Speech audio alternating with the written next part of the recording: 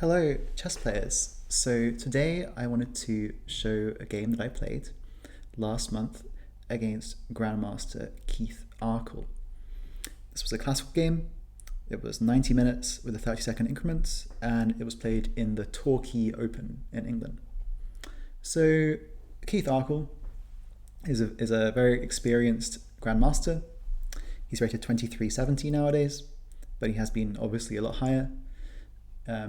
He is renowned as an endgame expert. So he's written a book called Arkell's Endgames.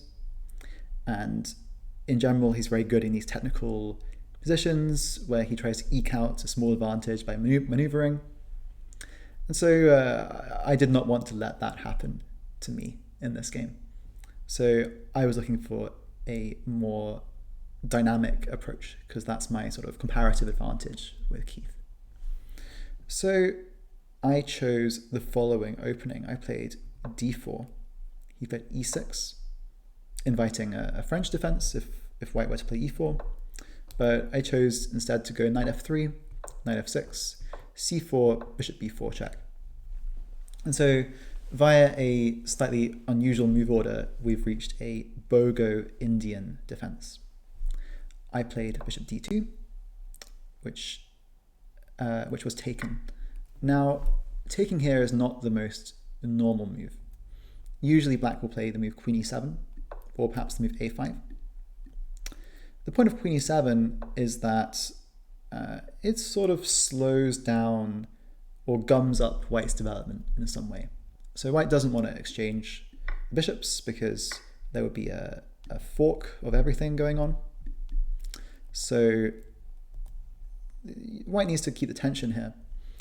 But the issue is that if white wants to build a big center with e4, and suppose he plays knight c3, then it's not so easy to play e4, because the moment that white plays e4, black is going to chop off the knight and then is going to take on e4.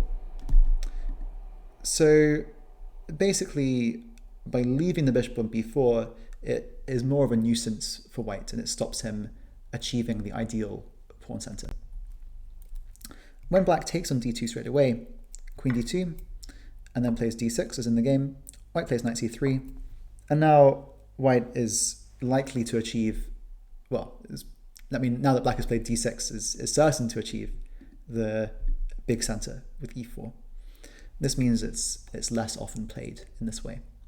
And in fact, I'd seen that Arkell plays it in this way, and this is why I was very happy to go for the BOGO Indian in the first place.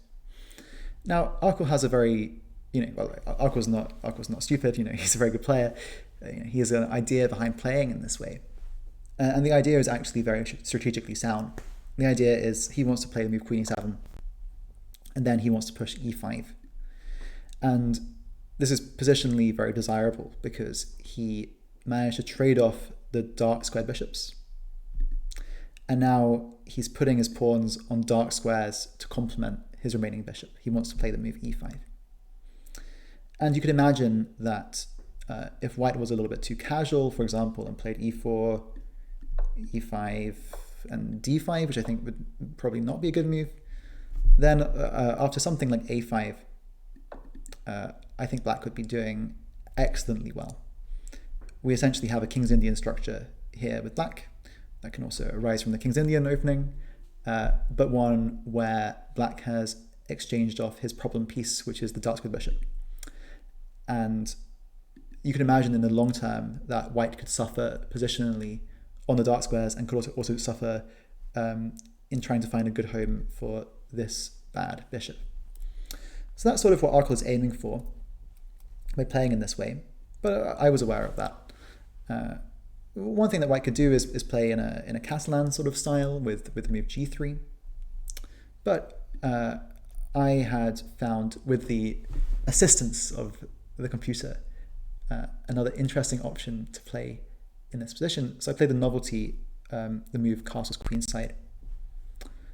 Now, this move obviously signals a much more aggressive intentions than playing with g3. And it also immediately stops black's idea for the time being, because black can't play e5 because this would be taken and taken again with the idea that queen d8 mate is on the cards. So black needs to play a move to prepare e5 if he wants to play it. I thought the move would be castles, and that's what I spent most of my time looking at before the game. Here I was intending to play rook g1 with the same idea as we're going to see in the game. I want to go g4, g5 and start an attack. And here, black should probably be pretty quick about it because this attack is very scary if it gets going. And so I think the most critical moves for black to play are moves like b5 immediately as a pawn sacrifice, which is quite interesting. But I think that white is doing quite well. Black doesn't have quite enough compensation for the pawn in that kind of position. Or also black can play a6 when we get a race, like g4, b5, and g5, and then h4, like this sort of position. The engine thinks that white's a little bit better, but it's not, it's not a disaster for black, and black has counterplay on the queen side. So that's what I was spending most of my time checking. But instead, Arkell played knight d7, which is another way of preparing e5, but it's a little bit more clumsy because the knight doesn't always want to be on d7, and it blocks the bishop on c8 as well. And so I played the move e4, which was met by e5, and here I played immediately the move g4. And I remember this was what the computer wanted to do. So the idea is obviously if black takes it, white's going to go rook g1, and then at some point this knight is going to be forced back, either immediately or after h5, h3. That doesn't help black at all. And then the pawn on g7 is going to drop. And this has helped white a great deal. Black's king is very weak, and white already has a close to winning advantage in this kind of position. So evidently, black does not want to play in this way. So in the game, Keith, knowing that he doesn't want to take on g4, is worried about g5 coming. And if g5 comes, then maybe to follow it will be knight d5, because the knight will be kicked away with g5, and then the knight will come to d5, hit the queen. White has a scary initiative. So he played the move c6 to cover the d5 square. Here I was actually out of book, and I think the computer wants to be a bit more restrained and play rook g1, but I was in a pretty ambitious mindset playing this game, so I played g5 very quickly, knight h5, and then I followed it up with the move c5, breaking open the center. And this I think is quite a strong move. The reasoning is that by playing c6, black has shortened the pawn chain in the center, and so c5 now comes as an ideal undermining move, hitting the base of the pawn chain. And usually if you can hit the base of a pawn chain, that pawn chain is going to collapse, and that seemed to me to be in white's interest, given that white is better developed. Now, black has a few options. The move he should play is dc5, because this will enable him to get some counterplay eventually. For example, de5 was my intention, castles, bishop e2. I thought this was very nice for white, but it turns out, I thought it was nice mainly because the bishop is very uncomfortably pointed against the knight on h5. But in fact, black can get some counterplay here with the move b5, and a position like this, maybe white's a bit better, but it's a mess, and black is very much in the game. So dc5 should have been tried by Keith, but he played the move knight f4 instead, and this let me take on d6, and white has the option of getting a very nice endgame here with taking with a king, coming to e3. Black is going to pick up the e5 pawn at some point, but even so, white has a very nice position here. I saw this and thought I was tempted by it, but against Keith, the endgame expert, if there's an option to keep the queens on and pursue a more aggressive policy, then I wanted to take that chance, and I saw the move queen e3 was very tempting. This uncovers the rook against the queen, threatens de5. So queen c7 was played, and here ideally I would take on e5, knight e5, queen f4, but unfortunately black has the move knight d3 check, and that would, as you see on the annotations, that would win white's queen. It's a double attack. So for this reason I played the move king b1, which steps out of the way of eventually a knight d3 check, and now I'm threatening to play takes on e5 in earnest. So Keith took on d4, I took back on d4, and he castled kingside. Now is a good moment to take stock, I think. Like here, the opening phase is more or less over, and it's clear that white has a sizable advantage. White has a lead in development, white's pieces are better coordinated, white has the beginnings of a very strong attack. The pawn on g5 is carving out space on the king side, and is soon to be followed up with a storm from the h-pawn. Conversely, it's not clear where black's counterplay is coming from. Black is still yet to complete development, these pieces are not in the game, and black has not been able yet to launch anything on the queen side to combat white's play on the king side. So with this in mind, I thought that white was much better, and indeed white is much better. Not only that, but white's moves are very, very easy to play, right? I'm just going to play h4, h5, those moves are coming. It's much harder to find good moves for black. And so while Keith may be a stronger player than me, in a position like this, it's just very hard for black to find good moves. And that neutralizes any sort of strength disparity here. Like, white is going to be playing the next moves in an engine-like way, even if they're rated like 1700, because it's just so easy to find. So with that in mind, I played h4, obviously, why not? Black played knight b6, developing, I guess, but knight is not particularly well placed on b6. Not really sure what else there is to do though. h5, rook e8. So this establishes a pin on the e-file, and Keith wants to exploit the pin by putting a knight on d5, presumably. So that's what happens in the game. I could break straight away here, but I thought that it was in my interest to try to eliminate or push away one of black's defensive pieces, and that namely is the knight on f4. So I played the move rook h4 to kick that knight away. It came to d5, and I exchanged and played queen f3. And this move, again, the knight has nowhere good to go. Obviously, queen f3 sidesteps the pin, and so the knight is hanging again. It only really has two sensible squares, like, sorry, my bad. That is not what I intended. That gives you some spoilers. Okay, so my apologies.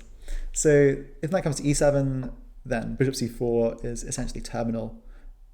Adding another attacking piece to the white's forces is just too much, right? White has a huge numerical advantage. So black is sort of forced to play knight b6, because at least this move covers the c4 square, so that white can't introduce the bishop into the attack. But the time has now come. White has a huge numerical advantage on the king side. Black does not have many defenders in the game, so I broke with h6, crashing through on the dark squares on the king side. Now the move that black should play is the very sad move g6, which allows queen f6, but yeah, obviously this threatens mate. But black can sort of escape, quote unquote escape, with only a pawn down endgame with a miserable position.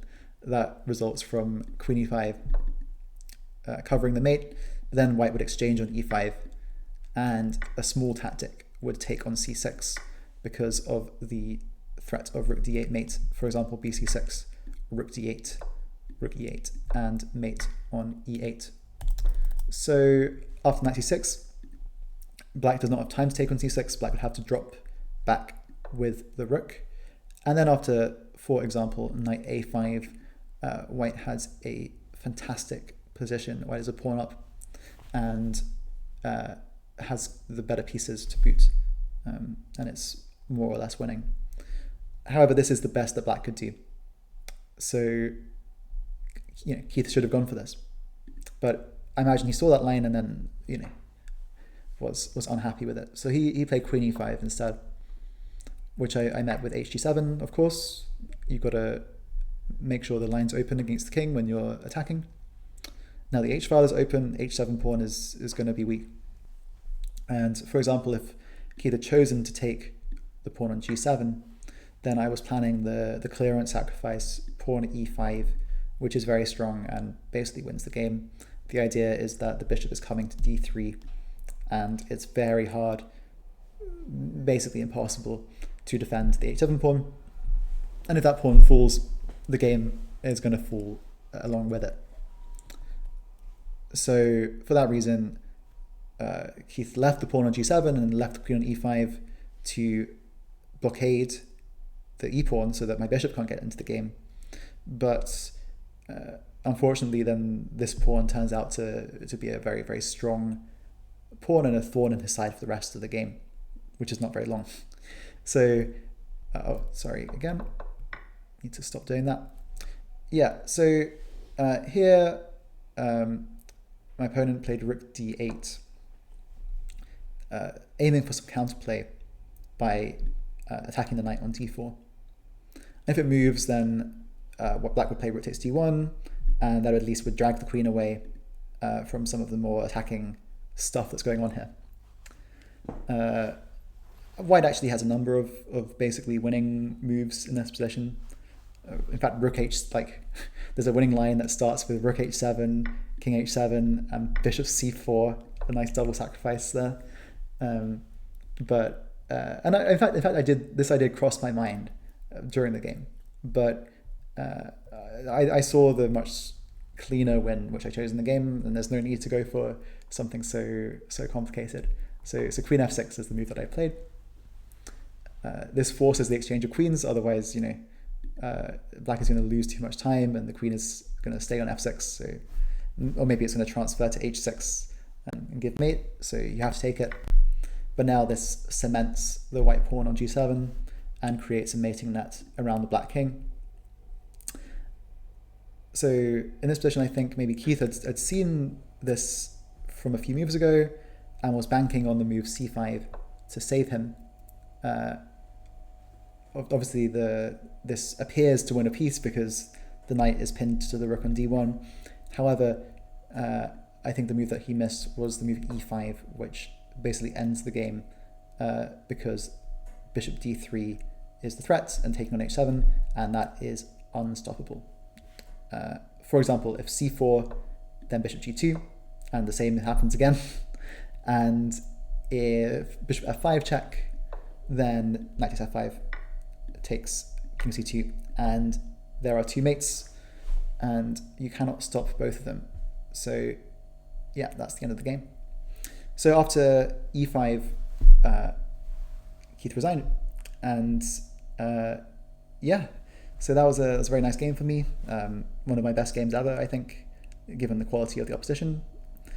And I think really the reason that I won this game came down to my opening choice, right? I did some pretty detailed preparation, and I found a line that suited my strengths and played against Keith's weaknesses in a very successful way. So yeah, I hope you enjoyed that game. Please like the video and subscribe. I will be making some more of these. Some games where I don't play quite as well as this. Some games where I get crushed. So stay tuned for that. Yeah, thank you.